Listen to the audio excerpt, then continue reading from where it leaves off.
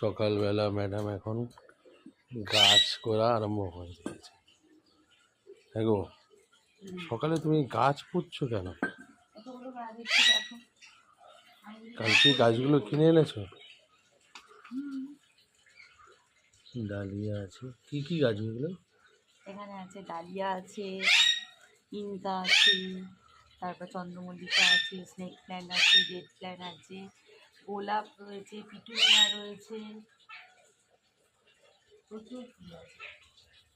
যদি না করি গাছগুলো তো নষ্ট হয়ে যাবে। লাগাও লাগাও, গাছ লাগাও।